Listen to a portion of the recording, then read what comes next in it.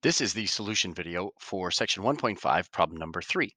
All right, directions say for 1 through 5, state the vertical and horizontal asymptotes for the graph of f. All right, so first thing we need to do is we need to figure out when the denominator is 0, because remember, a non-zero over 0 is going to lead us to a vertical asymptote. And so we set x cubed plus x squared minus 6x equal to 0. All right, we're going to factor out an x. So I have x squared plus x minus 6 equal to 0. I'm going to factor further. I can factor this into x plus 3x minus 2 equals 0.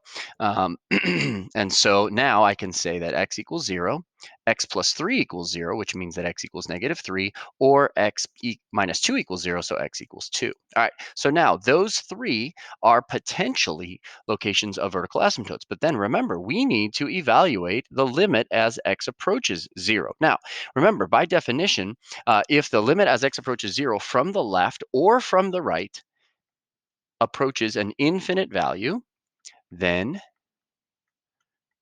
a vertical asymptote exists. All right, so I'm going to plug in, let's say 0 from the left. We could have done 0 from the right. That would have been fine too. So I have 0 from the left, then I have 0 from the left plus 3, and then I have 0 from the left minus 2. All right, and so I get that 0 from the left is negative, right? Times a positive 0 plus 3 times a negative 0 minus 2, right? So I have a negative times a positive times a negative. So my result is 0 from the positives because two negatives multiplied, and so I'm approaching positive infinity. Remember, if the limit from the left or from the right approaches an infinite value, then we have a vertical asymptote there. All right, same thing. Limit as x approaches 0, or not 0 now, let's say negative 3. And let's pick either from the left or from the right. So I'm going to pick from the left. So 1 over x times x plus 3 times x minus 2. All right, and so 1 over, this would be negative 3 from the left, negative 3 from the left plus 3, and negative 3 from the left minus 2. All right, so negative 3 from the left is a negative number, right? So this is a negative. Negative 3 from the left, so like negative 4 plus 3, that would be a negative. And negative 3 from the left minus 2, that's a negative. So negative times negative times negative. So we're approaching 0 from the negatives and 1 in the numerator. So I get negative infinity, right? Positive divided by a negative. And so that is sufficient to say that there is a vertical asymptote at x equals negative 3. All right, limit as x approaches 2, 1 over x times x plus 3 times x minus 2, of course. All right, and so now 1 over 2. Now I need to pick from the left or from the right, so I'm going to pick from the left. 2 from the left, 2 from the left plus 3, and 2 from the left minus 2. All right, so now I have 1 divided by, all right, so now 2 from the left, all right, that's of course a positive, right? 2 from the left plus 3, that's a positive.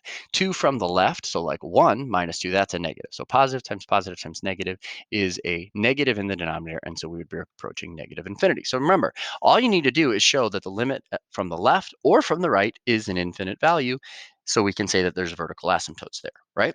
So we have vertical asymptotes at 0, negative 3, and 2.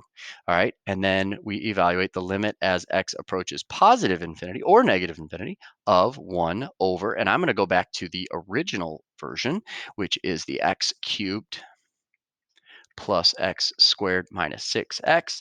All right, and so obviously if I plug in, I get 1 over infinity, right, initially, and so that's going to give me 0. All right, and so the fact that this limit as x approaches infinity has an answer, a finite value, that there is a horizontal asymptote there. So there are vertical asymptotes at x equals 0, negative 3, and 2, and horizontal